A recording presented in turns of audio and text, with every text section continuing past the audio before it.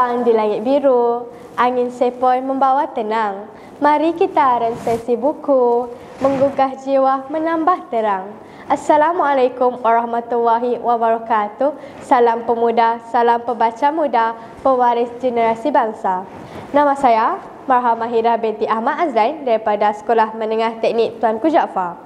Sidang hadirin, pada hari ini saya ingin mengupas serba sedikit mengenai sebuah buku yang telah saya baca, terbitan The Hamare Project Collection yang bertajuk Sedihnya Kehilangan.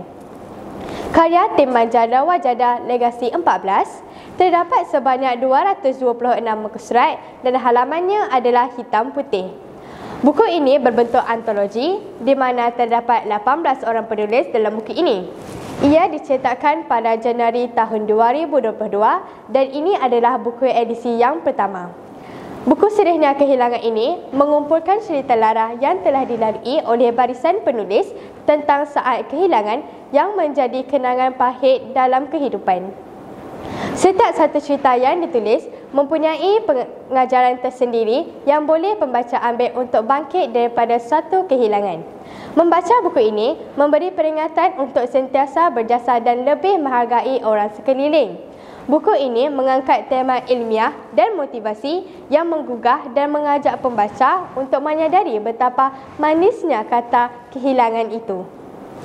Selain itu, saya juga tertarik dengan satu bab dalam buku ini, iaitu bab yang ke-6, Hilangnya Diri karya Amirah Nordin, di mana seorang perempuan yang tegun dalam menjalankan tugasnya sebagai penolong ketua pengawas telah berubah 180 darjah menjadi seorang yang tidak mempedulikan tugasnya serta sentiasa bersendirian. Dengan hanya kerana satu perjumpaan yang istimewa. Kesan daripada kehilangan dirinya itu memberi pengajaran kepada kita bahawa semua ujian yang kita terima adalah daripada Tuhan dengan ajana satu alasan.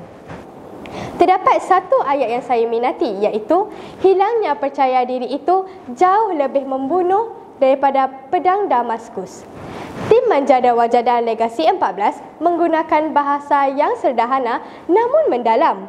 Salah satu kekuatan buku ini adalah memotivasikan diri dengan pembaca merasa terhubung dengan pengalaman yang disampaikan.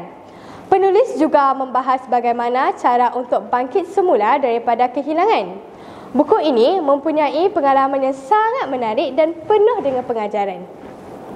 Sebagai pembaca yang mencari semangat dan motivasi daripada pembacaan, mengharapkan buku-buku seperti ini dapat diperbagaikan lagi.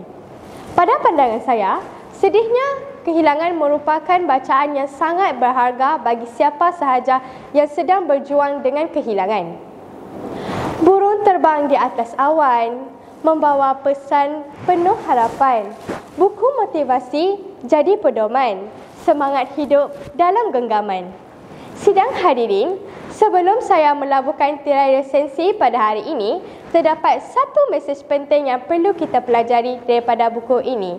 Seperti, walau kehilangan membuatkan kita merasa kosong, hidup akan terus memberi ruang untuk harapan baru. Masa depan yang cerah sedang menanti di hadapan. Sekian sahaja daripada saya.